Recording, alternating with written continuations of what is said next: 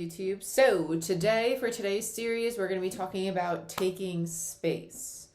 Not like taking off to space, like taking energetic space, taking physical space. Because as you guys know, I've been talking about for a while how the nodes are switching on January 19th. So in 5 days, because today is Mercury Retrograde, right? Today's January 14th. The nodes are going to be switching on the 19th. Into, oh my gosh, it's 4:44 right now, BT dubs. Oh, not on my phone, but on my clock over there. Anyway, they're going to be switching into Taurus and Scorpio from Gemini and Sagittarius. So we're moving out of air and fire into earth and water. So we're moving from very logical, impulsive energy into very stable, long-term nurturing energy, which is really, really nice.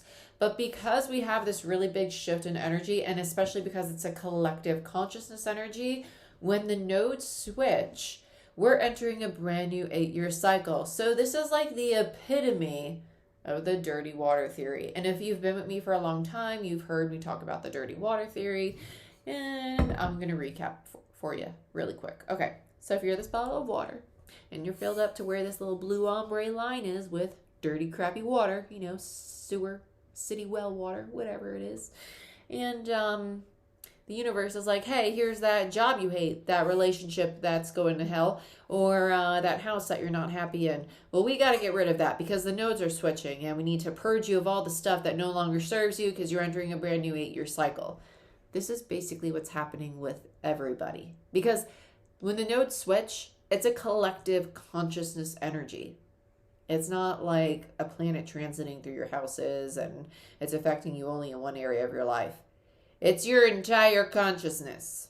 So your ego is going to basically be blasted and all your fears, your insecurities are all going to be challenged. So right now with Mercury retrograding, we're not only, this Mercury retrograde is really unique too because it's basically connecting back to our Venus retrograde in Capricorn, which also is conjunct Pluto. So death and transformation around our luxury, our finances, and our relationships, basically bringing to surface all of our fears in those areas of our life. But then we also have the Saturn square Uranus aspect, which is, okay, what area of your life was Saturn square Uranus affecting in your chart? So where were you feeling constriction, but also this desire to want to be free? Where did you need to mature and find stability and structure, but also want to be your most authentic self? Okay, so those areas of your life are coming up right now. So then we have the nodes switching in 5 days. And so when the nodes switch, the universe is like, okay, well, I've been prepping you on all these lessons in your life, and I'm trying to get you to release all these things that no longer serve you. So what are you resisting? What are you resisting? And that's where space comes in. And so here's the thing about taking space right now. Space right now is going to be triggering for some people, especially if they struggle with abandonment or rejection. Because some people might be experiencing this space as a breakup or arguments and people lashing out because they're struggling to accept change and they're wanting to project that fear of change as to leave me alone. And in turn, the person on the receiving end is feeling rejected or abandoned, right? Understand that space is needed right now and you're not being rejected. You're not being abandoned. The universe is allowing you to have time to yourself because there's a lot of overstimulation by our relationships, by our work, by our environments, by our own mind, by our own fears, our own insecurities, our own ego. And there's a need to be alone so you can reconnect with your higher self, with your authentic self. So you can calm that voice in your head that is ruled by your fear, your false evidence appearing real, F-E-A-R, fear, right? And reconnect with the most authentic you, your higher self, and remind yourself that you create your reality, right? To allow the ego, right? So if the ego, we've talked about this before, if the ego is this circle, when the nodes switch, this circle is trying to become bigger. And right now, the ego can feel that the circle's trying to expand, right? And so, right now, all this fear, all this change, right? Because the collective has this imprinted belief that change is scary when really change is an opportunity to grow, to evolve, to become better, bigger, wiser, and more awesome because we're all freaking awesome. That's a fact. That's a fact. Anyway, ask my mother. She's been hearing it since I was a teenager that I'm awesome. It's a fact. Okay? We're all awesome. It's my word. Okay? So when the ego is being challenged to expand, the ego is going to do everything it can to scare you back into the old way of being, into what's familiar. But just because it feels familiar doesn't mean it's right. Doesn't mean it's safe. Doesn't mean it's the place for you to be anymore. Okay? It's like saying that this is a toxic environment, and it's like, oh my gosh, like this feels normal, so it must be the place for me. No. Oh, a war zone. I remember being here. I'm going to stay here because it's just what's familiar. Oh, but look, a sunny, happy field filled with money and love and prosperity and stability and safety and peace and joy and all these amazing things. Oh, it's so uncomfortable because I'm not used to it. And because it's uncomfortable, it must be wrong. And that's my ego trying to scare me back. And oh, look, toxicity. Oh, I'm used to this. That's what the ego does. So when the nodes switch, this chain, right, that the ego likes to keep us bound to, the devil, the chain, attachment, right, is trying to break. Allow it to break. But in order to recognize that, you need to realize what is your chain and what shit you are holding on to that's not yours. Because when you're in a relationship, for example, when you live with another person, like let's say you're married and you live at home with your person and your person's overwhelmed with the changes they have going on in their life at work or within their own family, right? And then you have changes going on in your work, in your family. And you're both at home and you're intermeshed because you're in this deep, intimate relationship. And you're being intimate. And so in turn, you're exchanging energy, if you know what I'm saying. You're picking up what I'm putting down? Okay. You need to learn how to disconnect, how to ground yourself, release all of that energy, and understand, okay, what's mine is mine, and what's not mine, I give back to the earth. It's not mine. Right? Stress, anxiety, fear, ground it. It's not serving me. Why am I holding on to it? Oh, you want to pass a judgment on me? Then go ahead. Judge away. I don't care about what you think of me because I'm happy with me. Get back to that place where you're content with yourself. Remind yourself what your energy feels like. Do not be consumed with the energy that you collect while you're at work, while you're around other people, while you're taking care of your kids, while you're being around your partner, while you're on the highway and you get cut off by some ding-dong that's in such a rush because they're worried about the future, or they're thinking about the past, that they're not here in the present. You need to bring yourself back home to you right now, to remember what it feels like to be you. And in order to do that, you need to take space. And if you're doing that, and you know that your partner has abandonment or they have rejection issues, just tell them, hey, listen, I'm feeling a little overwhelmed, and I'm just going to take some space to remind myself, like, what's mine and what's not mine, and to cleanse my energy. Do you need to explain yourself to anybody? No. Is it considerate to do that for the person you care for? Yeah. Is that up to you? Hell yeah. It's up to you. Do what you want. You know, who am I to tell you what to do with your relationships? Who am I? Do what you want. But, you know, open communication in relationships might be helpful. And it's also a very vulnerable thing to do. And it might actually make your person comfortable and in turn allow them to open up to you about their fear of abandonment, their fear of rejection. Because right now, especially with recapping the Venus retrograde, it's bringing up those fears and insecurities about romance again. And so people are going to be more eager to discuss them because it's Mercury, mercurial, the mind, intellect, communication. Okay? In Aquarius, the Fool, new beginning energies. So it's a good time to start a new mode of communication around those kinds of topics. But allow yourself that space. Allow yourself and allow your person, allow the people in your life to come home to who they are. And if someone says, hey, I can't listen to you right now, or hey, you know what, I don't have the space, or I can't really handle this right now, it's most likely because they're overwhelmed or they got some crazy shit going on. Everybody does. Everybody does. We're entering a brand new 8-year cycle in 5 days. Things are going to get stirred up because all the dirty water's trying to purge. It's not to get religious on you, but it's just like the closest thing. You know, we could come up with a ton of different analogies here. Like you're a phoenix, you're burning and you're about to be reborn, you know? You're getting like metaphorically baptized by the universe. You're getting dunked and reborn again. Like however you want to see it, right?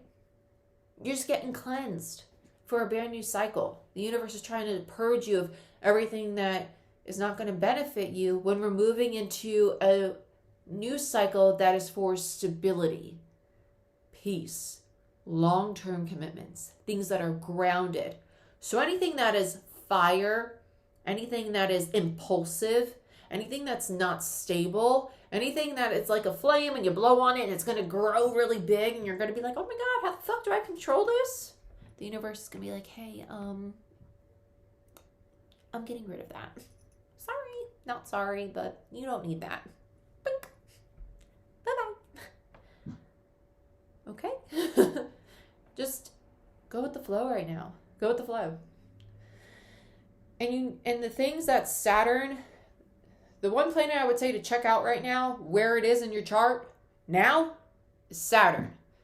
That is what's challenging you to be more responsible, to find more structure, right? To be more diligent, to grow up in that aspect of your life. Okay? So Saturn's in your second house, right?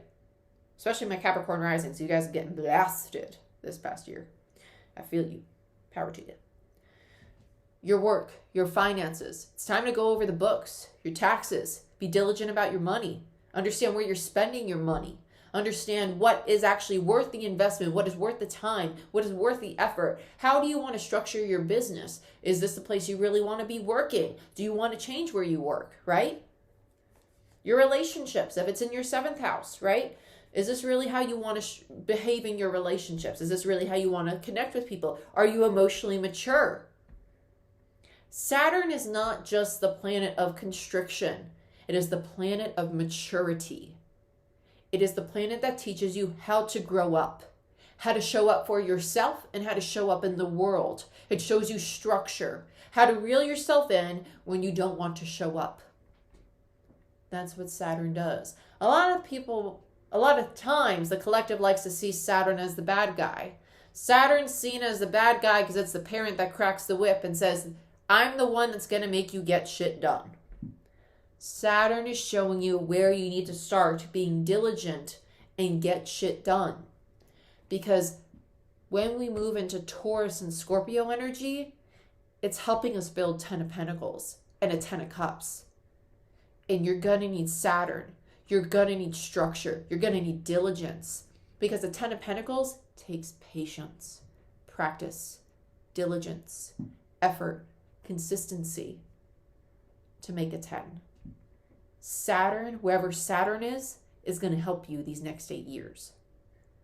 And it's basically setting you up for success. Take that space. Think about it. I'm not saying it to scare you. I'm saying it so you know. Right? Hell, I scare myself. I'm like, damn, Jordyn, like, we got some shit to do. We got some shit to do. And it's okay. But you got to be honest with yourself, right? But you need to spend that time with yourself. Like, what is yours? What is really yours? Allow yourself to melt away that stress, that anxiety, that overwhelm that's being stored in your body, right? The mind's powerful. The mind is powerful. Trauma is not just stored in the physical body. It's stored in the brain too, right? Think about it. If you're familiar with anxiety attacks, you know that you can also control your thoughts and you can talk yourself out of anxiety attacks.